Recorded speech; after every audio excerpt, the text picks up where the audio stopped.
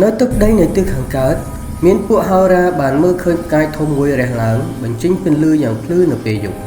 ផ្កាយនោះគឺជានិមិត្តសញ្ញាអំពីស្ដេចថ្មីដែលនឹងត្រូវប្រសូតមកពួកហោរាក៏បានសម្រេចចិត្តធ្វើដំណើរចេញពីស្រុករបស់ខ្លួនទៅតាមរកស្ដេចថ្មីដែលបានប្រសូតមកតាមរយៈផ្កាយដែលបានលំផ្លូវពួកគេបានធ្វើដំណើរដ៏វែងឆ្ងាយទាំងយប់ទាំងថ្ងៃទីបំផុតពួកគេបានទៅដល់ច្រកទ្វារចូលនៃទីក្រុងនៅទីនោះពួកហោរាបានសួរមនុស្សខ្លះអំពីទីកន្លែងដែលព្រះយេស៊ូវបានប្រសូតមកប៉ុន្តែហាក់ដូចជាគ្មាននរណាម្នាក់ដឹងអំពីរឿងនោះឡើយបន្ទាប់មកពួកហោរាបានជួបជាមួយស្ដេចដ៏ឃោរឃៅមួយអង្គឈ្មោះថាស្ដេចហេរ៉ូតនៅពេលស្ដេចហេរ៉ូតបានដឹងអំពីរឿងនោះស្ដេចហេរ៉ូតក៏បានចាត់ពួកហោរាទៅឯភូមិបេតលេហឹមដើម្បីស្វែងរកបុត្រតូចព្រះយេស៊ូវស្ដេចហេរ៉ូតមានការខ្វល់ខ្វាយជាខ្លាំងនៅពេលដឹងថាមានស្ដេចថ្មីបានប្រសូតមកហើយស្ដេចហេរ៉ូតក៏បានរៀបចំផែនការសម្រាប់នឹងសម្លាប់បុត្រតូចព្រះយេស៊ូវដោយបានប្រាប់ពួកហោរាថានៅពេលដែលបានជួបបុត្រតូចព្រះយេស៊ូវហើយសូមត្រឡប់មកវិញហើយប្រាប់ទ្រង់អំពីទីតាំងដែលព្រះយេស៊ូវបានប្រសូតនោះ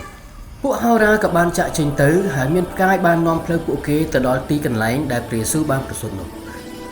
ពួកហោរាមានសេចក្តីអំណរជាខ្លាំងនៅពេលបានទៅដល់ភូមិបេតលេហឹមជាកន្លែងដែលព្រះយេស៊ូវបានប្រសូតមកទីបំផុតពួកគេបានទៅដល់ទីកន្លែងដែលព្រះយេស៊ូវបានប្រសូតហើយនាងម៉ារីនិងលោកយូសែបបានទទួលរាក់ទាក់ពួកគេយ៉ាងកក់ក្ដៅនៅពេលបានជួបបុត្រតូចព្រះយេស៊ូវហើយពួកហោរាមានអំណរយ៉ាងខ្លាំងហើយពួកគេបានក្រាបថ្វាយបង្គំទ្រង់ព្រមទាំងថ្វាយដង្វាយជាមាសជាកំញាននិងជ័រវិញទេទៅដល់បុត្រតូចព្រះយេស៊ូវគ្រីស្ទបន្ទាប់មកពួកគេក៏បានក្រាបថ្វាយបង្គំលាទៅស្រុកកំណើតរបស់ពួកគេវិញប៉ុន្តែនៅតាមផ្លូវទេវតាបានបញ្យល់សពពួកគេថាកុំឲ្យពួកគេត្រឡប់ទៅស្ដេចហេរ៉ូតវិញឡើយសូមទៅផ្លូវមួយផ្សេងទៀតពីព្រោះព្រះជាម្ចាស់បានជ្រាបថាស្ដេចហេរ៉ូតមានផែនការក្នុងការនឹងធ្វើគុតព្រះយេស៊ូវគ្រីស្ទតាមរយៈរឿងហោរាដែលបានស្វែងរកបុត្រតូចព្រះយេស៊ូវយើងមើលឃើញថាពួកគេបានចំណាយពេលវេលាចំណាយកម្លាំងចំណាយទ្រព្យសម្បត្តិរបស់ខ្លួនដើម្បីស្វែងរកព្រះយេស៊ូវដែលបានប្រសូតមកពីព្រោះពួកគាត់បានដឹងថាព្រះសង្គ្រោះនៃលោកីយ៍នេះបានប្រសូតហើយដូច្នេះពួកគេបានស្វែងរកព្រះអង្គនិងថ្វាយបង្គំព្រះអង្គ